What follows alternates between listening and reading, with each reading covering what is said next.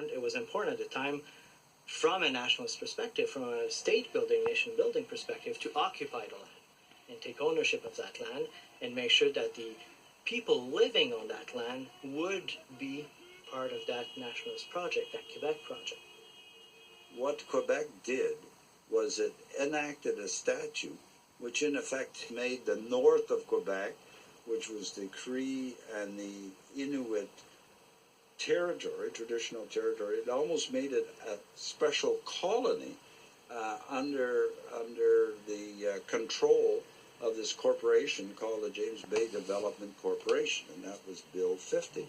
And what that gave the Board of Directors the power to do was to develop natural resources essentially as it saw fit.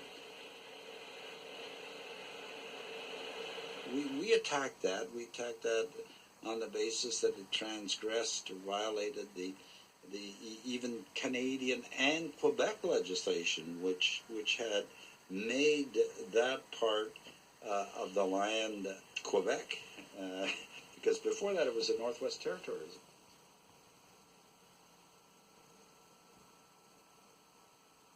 Ça fait 3 ans que je suggère au gouvernement, 3 ans que je suggère une politique de l'énergie qui va permettre d'attirer de nouvelles industries, parce qu'il y a des industries qui ne se développent qu'avec des types d'énergie.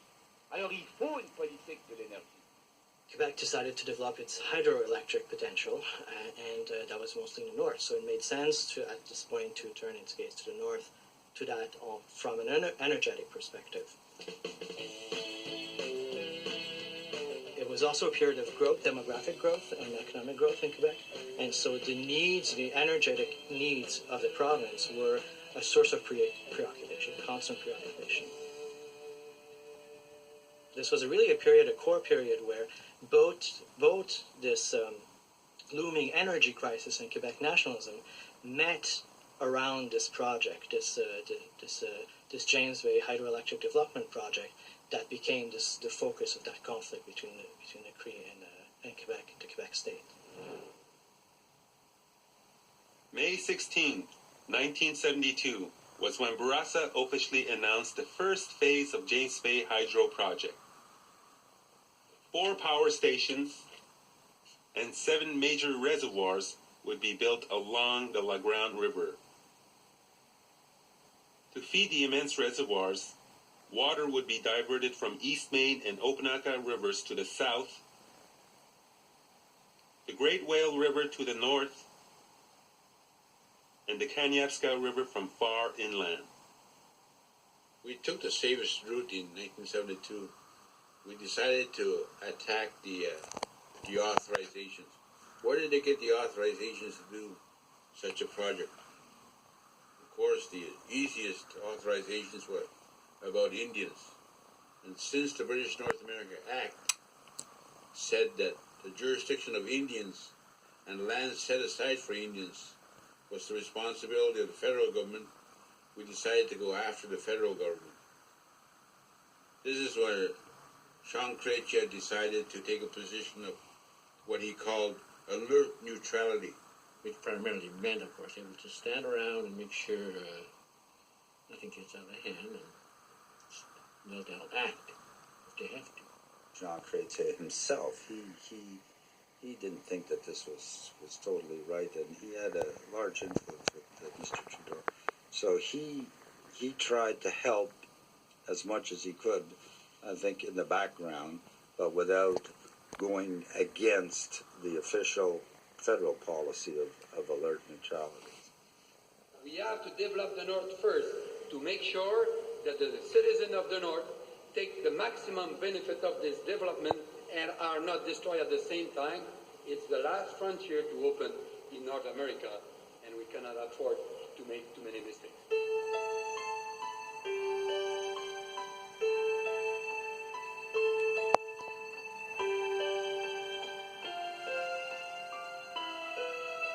The federal government needed Bourassa's Liberals as allies against the growing threat of Quebec separatism. So if they had to choose between Quebec or us, it was obvious what side they'd be on. We wanted Quebec and Canada to come to a table table of negotiations, but nobody wanted to negotiate. And every time we came to a meeting, the deputy ministers or whoever was representing the governments always told the Crees, you have no rights. You are squatters. The rights that you think that you have are simply privileges that can be taken away at any time. Je m'en souviens juste un peu, là. C'est pas ça si... In the meantime, there was problems in the Cree communities. There was no housing. There was no water and sewage system.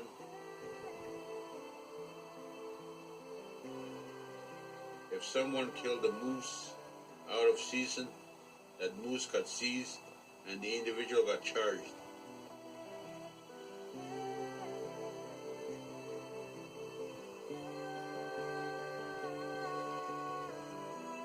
I witnessed my father's camp being raided by game wardens and the SQ jointly.